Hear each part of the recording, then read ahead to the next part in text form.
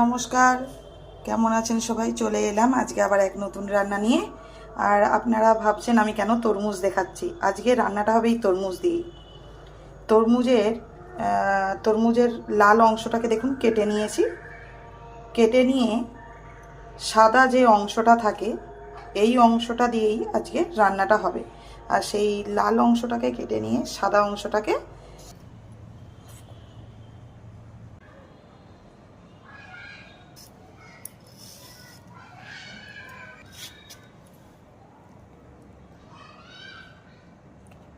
দেখুন এইভাবে কুচি কুচি করে কেটে নিয়ে ধুয়ে জল ঝরিয়ে নিয়েছি। আর এই রান্নাটা করার জন্য আমার লাগবে তরমুজের এই যে সাদা অংশ কেটে নিয়ে কুচিয়ে রাখা, আর লাগবে আলু, আর লাগবে চিংড়ি মাছ, কালো জিরে। চিংড়ি মাছটাকে নুন হলুদ মাখিয়ে নিয়েছি। তেল গরম হয়ে গিয়েছে, এবার এর মধ্যে দিয়ে দেবো চিংড়ি মাছটা। চিংড়ি মাছটাকে ভেজে আমি তুলে নেব। চিংড়ি মাছটাকে হালকা করে ভেজে তুলে নিয়েছি, এর থেকে বেশি আর ভাজবো না। চিংড়ি মাছ ভাজা এটা অল্প তেলেই রান্না করব, কারণ এই রান্নাটা করার জন্য বেশি তেলের প্রয়োজন হয় না।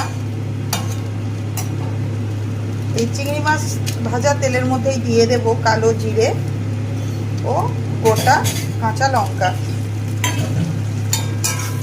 এই সময় দিয়ে দেব এর সাথে ধুয়ে জল ঝরিয়ে রাখা আলু ও কেটে ধুয়ে রাখা তরমুজের সাদা অংশটা। এই সময় এর মধ্যে দিয়ে দেব পরিমাণ মতো নুন।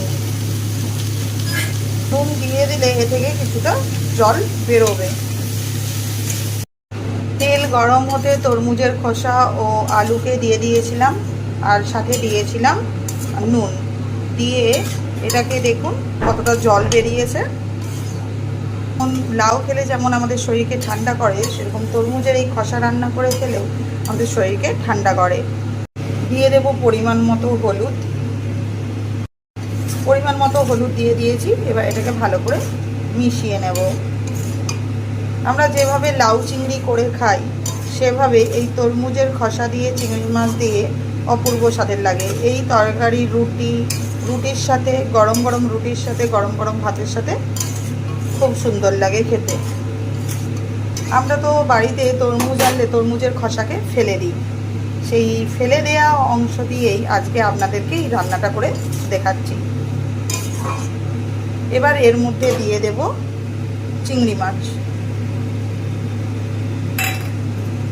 এই তরকারি করার জন্য এতে কোনো মশলা লাগে না, শুধু লাগে কালো জিরে আর কাঁচা লঙ্কা।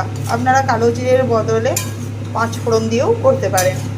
এই আলু আর তরমুজের সাদা অংশকে ভালো করে ভাজার দরকার পড়ে না, একে শুধু তেলে হালকা একটু নেড়ে নিলেই হয়ে যায়। লাউ চিংড়ি আমরা যেভাবে রান্না করি এটাও সেভাবেই রান্না করব। আপনারা একবার বাড়িতে ট্রাই করবেন। পরিমাণ মতো জল দিয়ে দিয়েছি। এবার এটাকে সেদ্ধ হতে দেব। জল দিয়ে দিয়েছি, দেখুন ফুটতে চালু করে দিয়েছে। এই সময়ে আপনারা নুনটা দেখে নেবেন, যদি কম থেকে থাকে এই সময় নুনটা দিয়ে দেবেন। নুনটা একটু কম ছিল, ওই জন্য নুনটা আমি এই সময় দিয়ে দিলাম। আর সাথে দিয়ে দেব চিনি। একটু মিষ্টি মিষ্টি হলে খেতে ভালো লাগে, অল্প পরিমাণেই চিনিটা দেব। দিয়ে দেব সামান্য পরিমাণে নুন আন্দাজে চিনিটা। আপনারা যদি মিষ্টি পছন্দ করেন চিনি দেবেন, আর যদি পছন্দ না করেন চিনিটা আপনারা স্কিপ করতে পারেন। একটা নতুন ধরনের রান্না আপনাদেরকে করে দেখাচ্ছি। যদি ভালো লেগে থাকে অবশ্যই আপনারা কমেন্টে জানাবেন, আর সাবস্ক্রাইব করতে ভুলবেন না। চলুন এবার এটাকে আমি কিছুক্ষণের জন্য ঢাকা দিয়ে দেবো সেদ্ধ হওয়ার জন্য।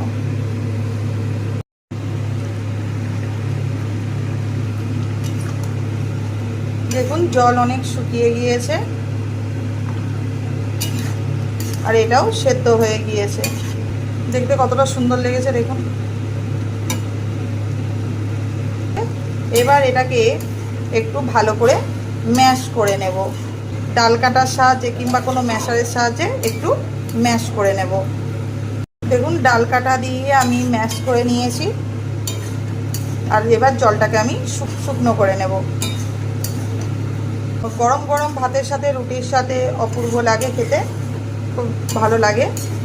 আর এটা বাড়িতে কেউ আসলে যদি আপনারা এই তরমুজের ফেলে দেওয়া অংশ দিয়ে এইভাবে তরমুজের খোসা চিংড়ি তৈরি করে পরিবেশন করেন, ওনারা বুঝতেই পারবেন না যে এটা কি দিয়ে ওনারা খাচ্ছেন, কেউ ধরতেই পারবে না এটা কি। তরমুজের খোসা চিংড়ি একদম রেডি।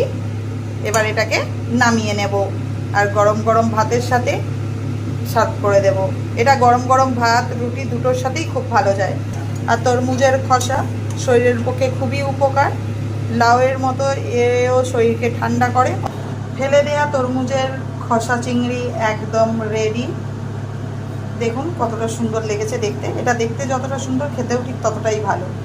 দেখুন গরম গরম ভাতের সাথে সার্ভ করে দিয়েছি, এটা রুটির সাথেও খুব ভালো লাগে। একবার অবশ্যই আপনারা বাড়িতে ট্রাই করবেন।